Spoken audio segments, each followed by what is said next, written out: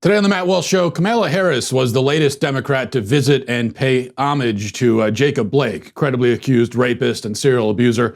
With the canonization of men like Blake and George Floyd, among others, the MeToo movement is now officially dead. And we'll talk about that. Also, 5 headlines, including BLM fighting for racial justice by harassing elderly diners at restaurants. And in our Daily Cancellation, I will cancel gender reveal parties before they get us all killed. All of that and more on the way. But we start here. Kamala Harris, as I said, latest high-profile Democrat to meet with and pay homage to Jacob Blake and his family. After speaking with them for an hour, Harris gushed to reporters that Blake Sr., known for ranting about Jews and crackers on social media, and Blake Jr., accused of drunkenly abusing a woman over the course of several years before finally breaking into her house and raping her, are incredible. Watch. Senator, how was your meeting with the Blake family today?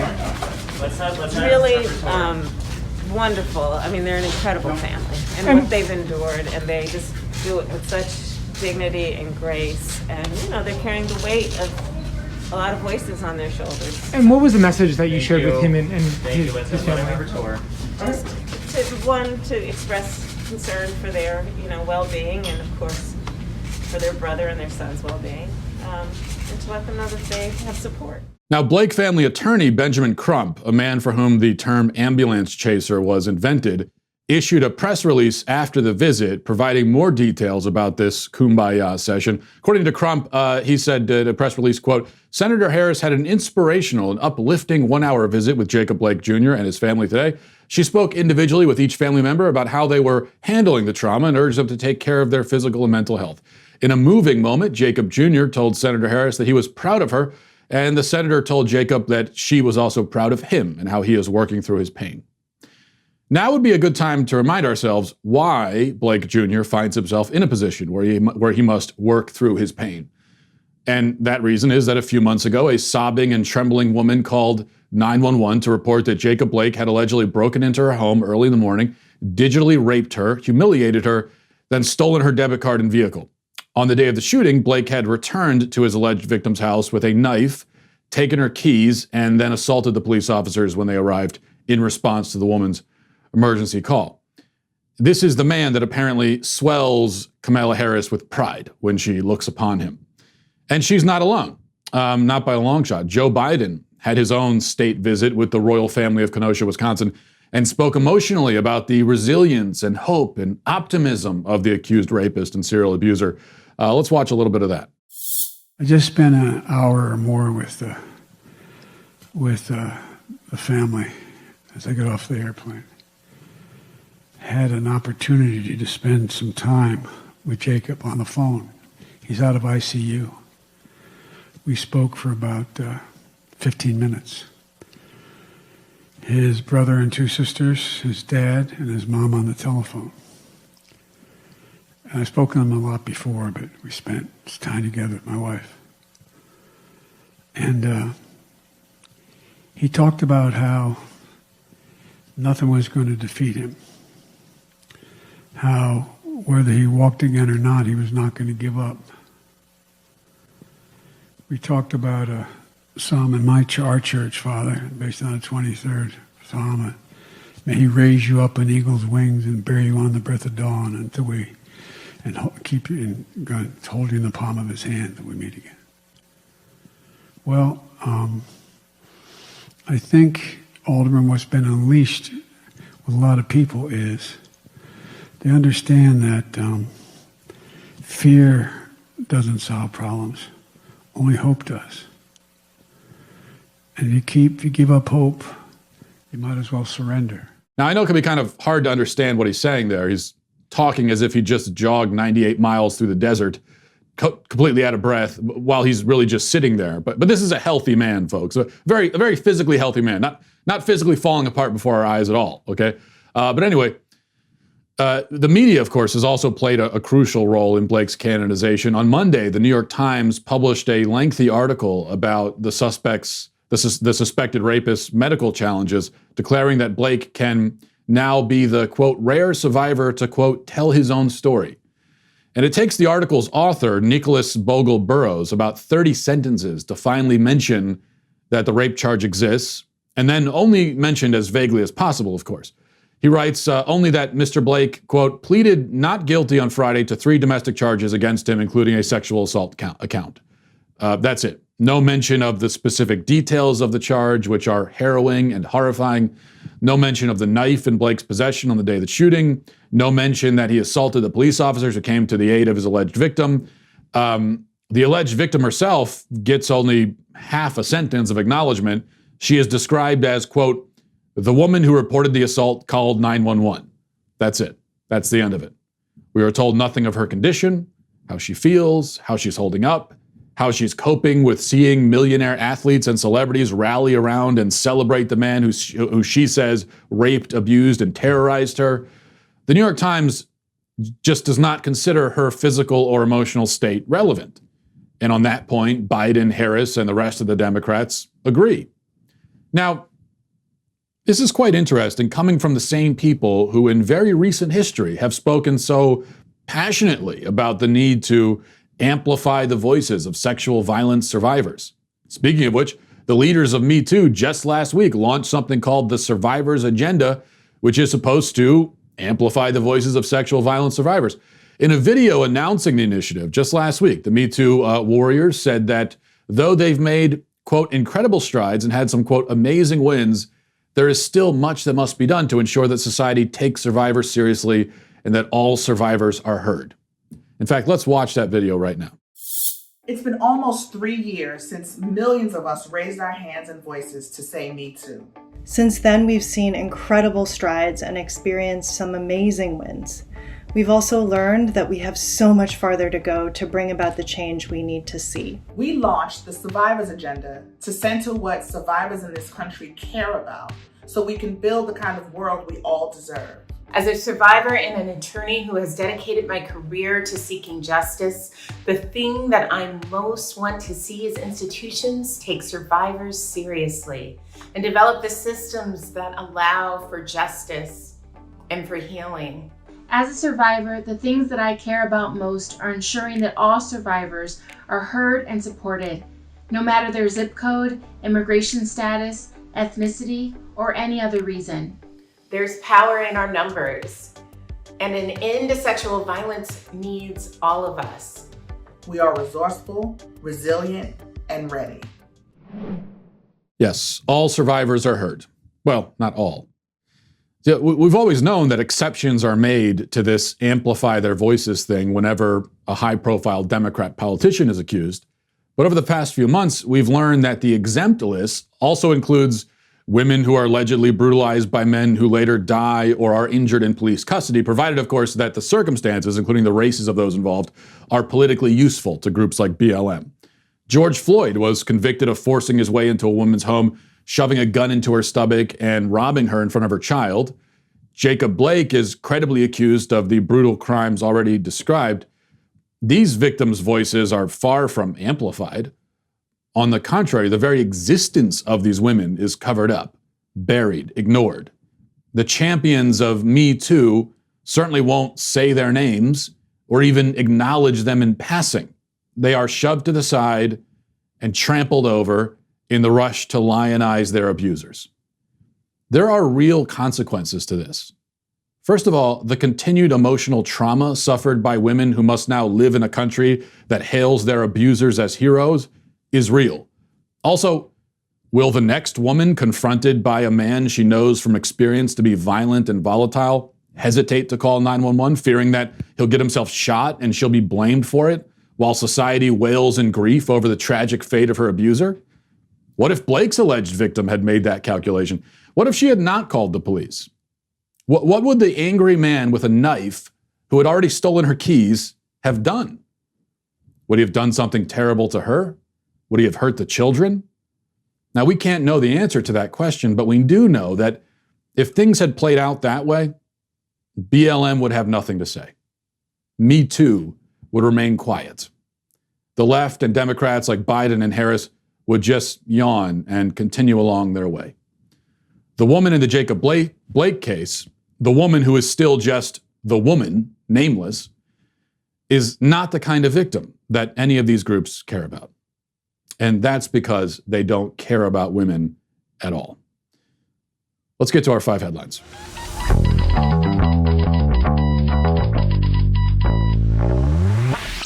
You know, if we've learned any lesson over the past few months, it's that emergencies happen, and if you're not prepared for the emergency before it happens, well, then you're in catch-up mode, and you don't want to be in the mode of trying to catch up and get prepared after the fact. So that's why you got to get ready wise. There's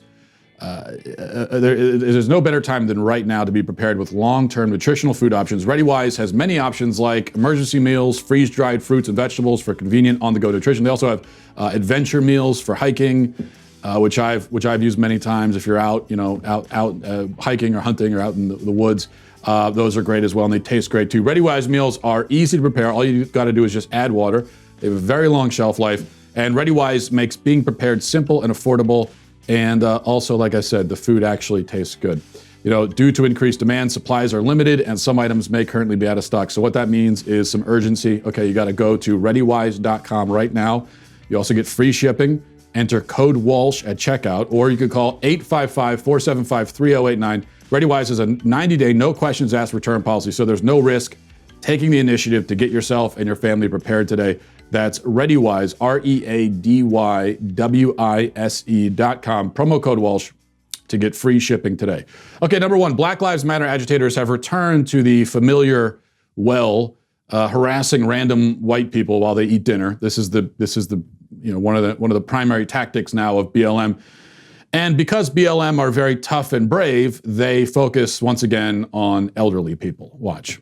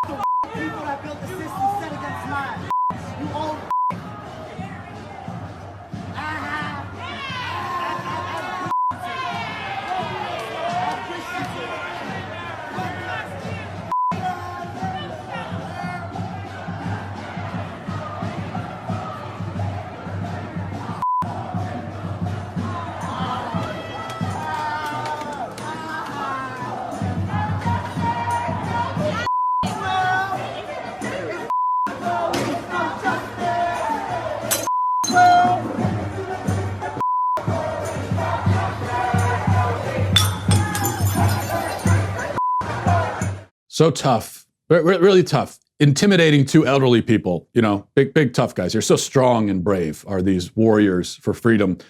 Oh, and by the way, here's BLM, same day, same city, harassing and assaulting a black McDonald's manager. Hey, there's somebody with a wheelchair, Ed, that you need to let out. No, you need to let the wheelchair, Ed. Because when you open that door, it's going to open up people. Okay, open the door, Ed. The people that are... This door for me. Can I get some allies to hold this door for me? Can you let this person out? Can you let this person? Are you trying to touch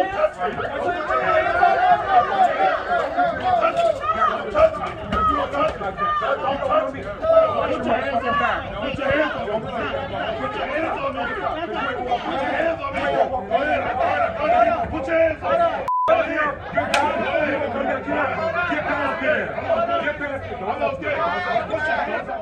Wow. Okay. Well, so apparently every time I've seen, someone shout at a McDonald's manager because they got a 6-piece nugget instead of an 8-piece nugget, that was really, they were really advancing racial justice. And I didn't realize that. So when you shout at a McDonald's manager, you're advancing racial justice. We hear the word hateful tossed around quite a bit. The left especially likes to call everything hateful, really. And most of the time, hateful really means something more like has opinions that differ from my own or is more passionate about this issue than I am. That's most of the time when someone calls something hateful, that's really what they mean. But what we see here with BLM, this is actually finally a real hateful movement. Hateful in the most literal sense. They are filled with hate. They have only hate to offer. They aren't trying to achieve anything positive. It's not like this is just a misguided way of achieving some positive goal. No, there is no positive goal. There's nothing. Harassing and intimidating old people while they eat dinner. You know, that's not something you do because you have a goal in mind. It's something you do because you hate. You hate them for their race, you hate them for their age, you hate them for their assumed socioeconomic status. BLM is only hate. It is defined by hate. It hates white people, it hates police, it hates conservatives. I mean, it hates pretty much everything and everyone that doesn't bend to its whims. It hates black people too. I mean, if you noticed in that last video we played, as a black McDonald's manager, racial minority, middle class, you know, as far as we know, not a conservative or Trump supporter, but they hated him too. Why? Well, because he didn't dance to their tune. That's it. You have to do exactly what BLM wants, and if you don't, then they hate you, and you're an enemy, and you're a fascist, and you're Hitler, and they can do whatever they want to you, and they're morally justified in doing so. That's the attitude. Okay, number two, but wait, BLM maybe is not so bad after all. A report from The Hill, reading now, it says, despite several incidents of protests against racism and police brutality turning violent, more than 90% of the summer's protests were peaceful, according to an analysis released Thursday. The report, produced by the nonprofit Armed Conflict Location and Event Data Project, identified 7,750 protests between May 26 and August 22nd in 2,400 locations.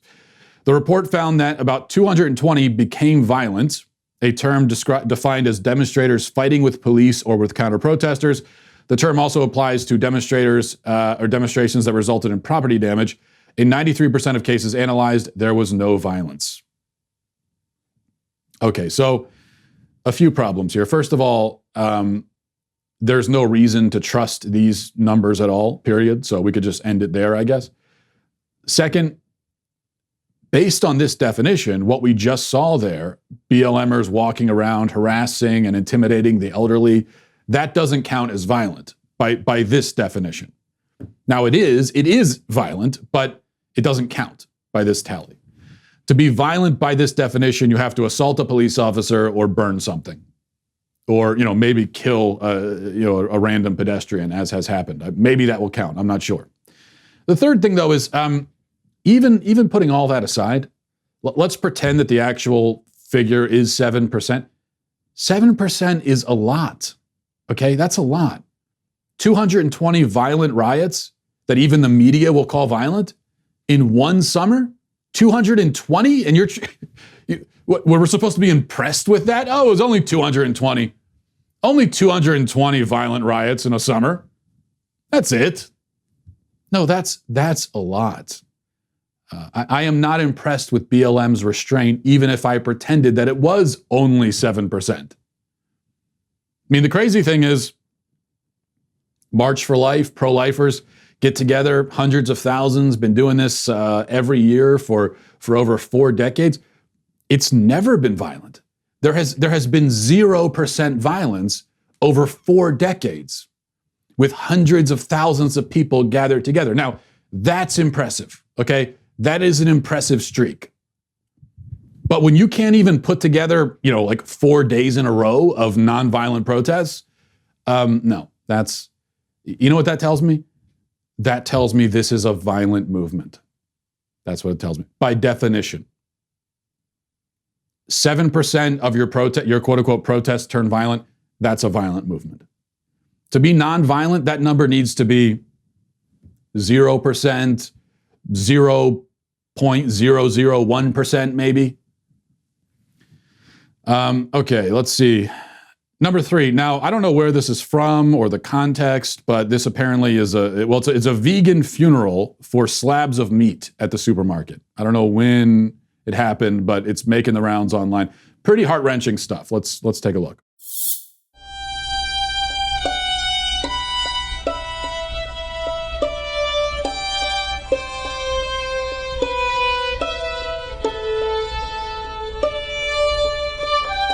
Yeah, that's emotional. And I join these vegans in many ways. I am with them. And I too hope that one day the sight of a murdered cow will be rare. Because that tastes a lot better than medium well. But actually, this is a common vegan tactic, it turns out. I looked it up, and they do this a lot, I guess. I've never had the pleasure of witnessing it in person. when I'm at the supermarket. I wish I would, but I've never seen it. But here's some more footage. I found this from an animal rights YouTube channel, and in this case, they are mourning and commemorating some frozen chickens. Watch.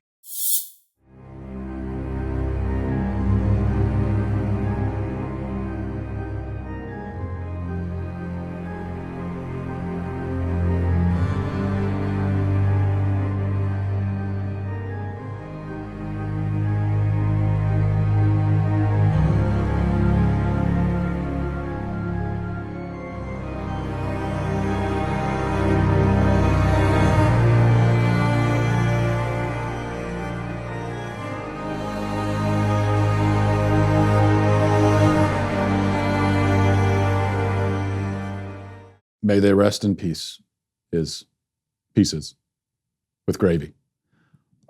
As for the vegans themselves, well, you know, they say that there's a mental health crisis in America, and Exhibit A right there. Number 4, the United Nations sent out a tweet yesterday. It said, the COVID-19 pandemic is demonstrating what we all know. Millennia of patriarchy have resulted in a male-dominated world with a male-dominated culture, which damages everyone, women, men, girls, and boys.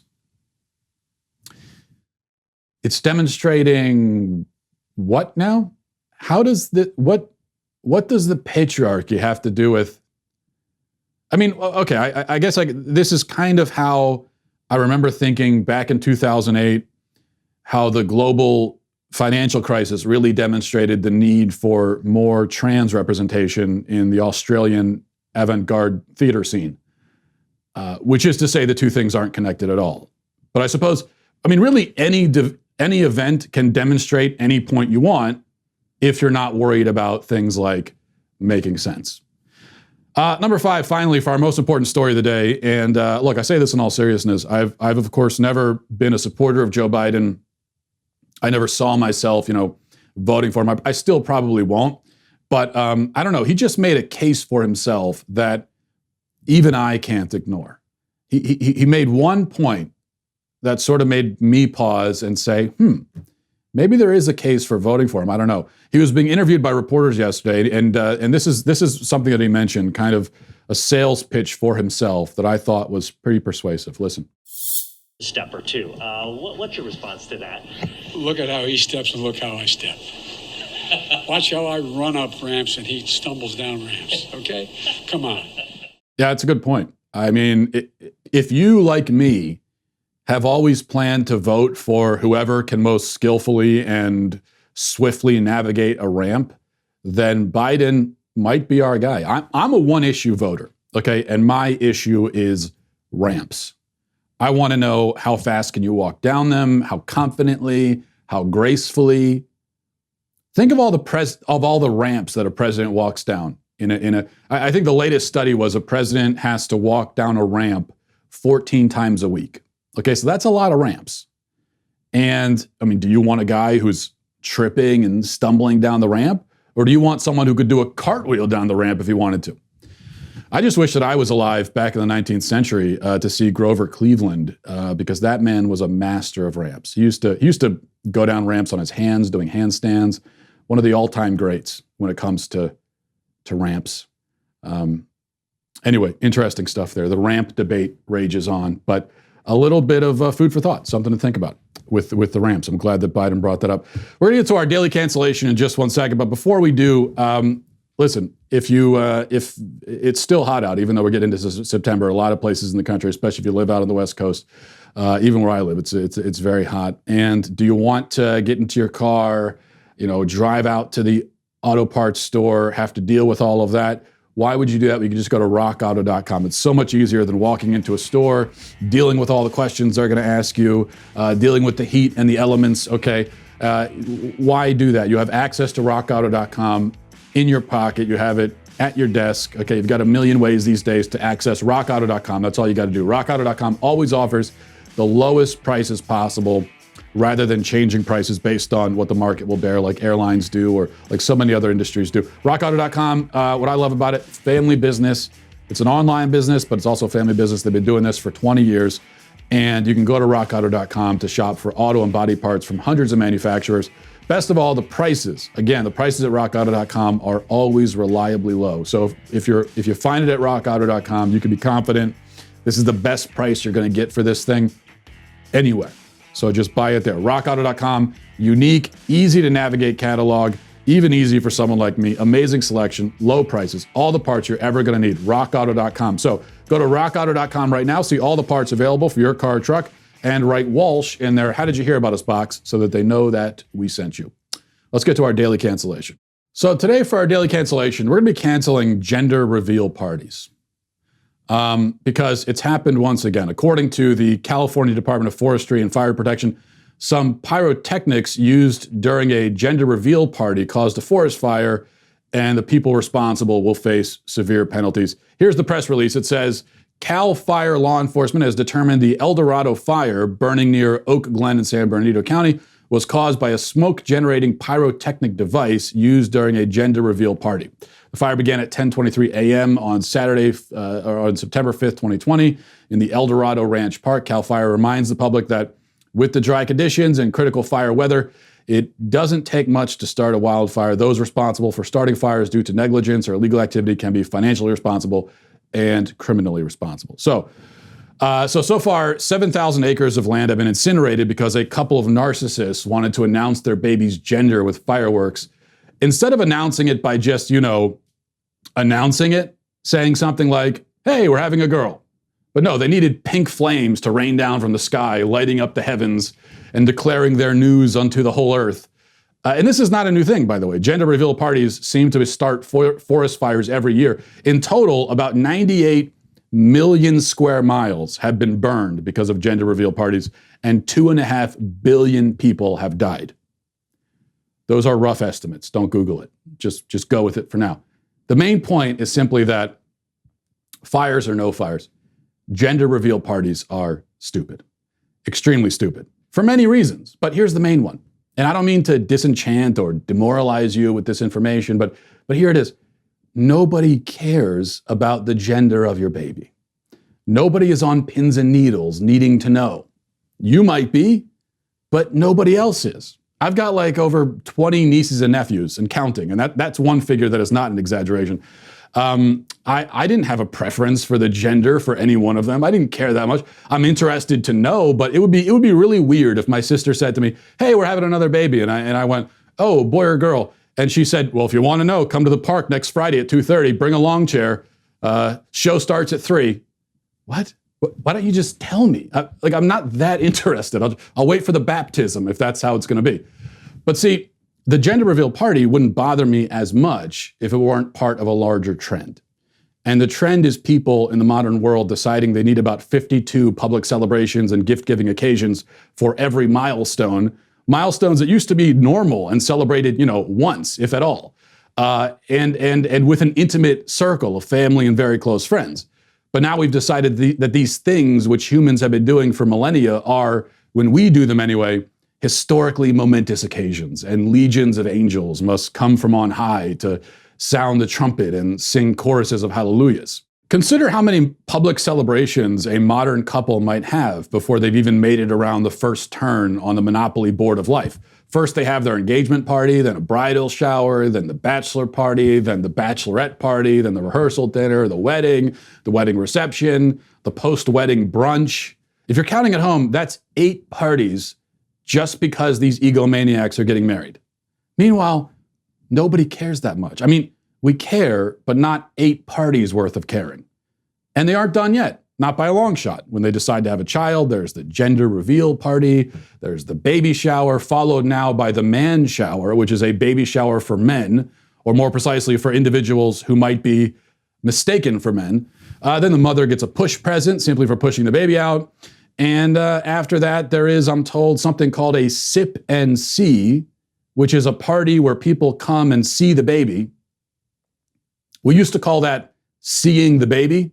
Now it's a sip and see. Make sure to bring a present. This will be the 15th time you give these psychotic materialists a present in the past year and a half. And at some point, there's going to be a first wedding anniversary party, because that also is a thing that people do now, by the way, apparently. I don't know if you knew that. A party to congratulate themselves for not getting divorced within the first 12 months of taking their vows. People have parties for that now. And there will be, the big first birthday party for the child, followed, I'm sure, not far behind, by the divorce party.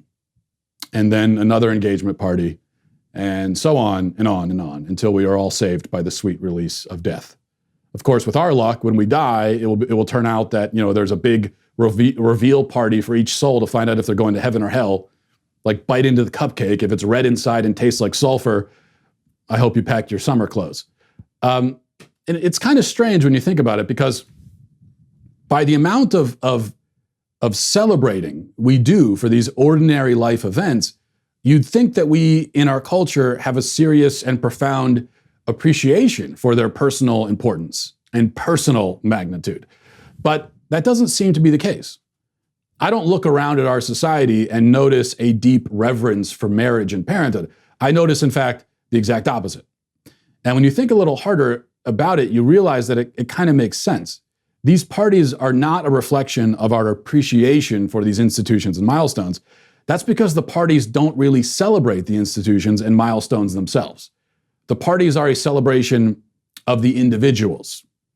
The individuals are throwing themselves expensive parties to give you an opportunity to celebrate them as individuals. This also explains why all of these baby and pregnancy celebrations are popular in well-off liberal areas where almost everyone is pro-abortion. What are they doing celebrating what they believe to be a parasitic infestation? Well, again, they aren't celebrating the pregnancy or the baby, it's the woman, the person. They are gathering to stroke her ego.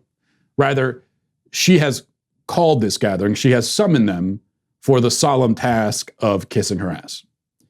Which these days also, of course, is what almost the entire wedding reception is designed to do as well. We joke about women being bridezillas on their wedding day, and we excuse it by saying, well, it's her big day. But first of all, just because it's your big day, why should that be an excuse to act like a raging sociopath? I don't even tolerate that behavior from my 3-year-old on his birthday. You're a grown woman, allegedly. Pull yourself together. Also, it's not just your big day, okay? It's supposed to be a day for you and the groom and the family. It's supposed to really be a day celebrating the marriage, not you, the marriage. If you're seeing it as a day about you, that's a bad sign. And that's why I would recommend to any man out there, if you're engaged and your bride-to-be is already giving off bridezilla vibes, maybe think about getting out now while you still can. Bridezillas become wifezillas. Women who want everything to be about them on their wedding day will, it turns out, bring that attitude with them into the marriage. When it comes to her narcissism and self-involvement, the wedding is just the appetizer. You don't want to see the main course. And dessert, well, dessert is a 70-30 custody arrangement. Now, I was fortunate that I didn't have to learn this lesson the hard way. My wife was anything but a bridezilla, yet there are a lot of bridezillas and brozillas out there. Our culture of self-worship is pretty much designed to create them, build them, churn them out like an assembly line. And all of the over-the-top, self-congratulatory pageantry is both a symptom and a cause of the problem. So, I'm canceling all gender reveals and other superfluous celebrations. You will be permitted one wedding reception, no more than 3 hours in length, and that's the only public celebration you get until your 50th wedding anniversary. Needless to say, when I am theocratic dictator, this will be a matter of law. Violators will be thrown into a volcano. And that will be a cause for public celebration. We'll leave it there. Thanks for watching, everybody. Thanks for listening. Have a great day. Godspeed.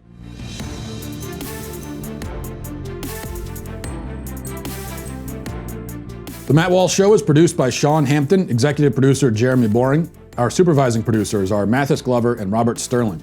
Our technical producer is Austin Stevens, edited by Danny D'Amico, and our audio is mixed by Robin Fenderson.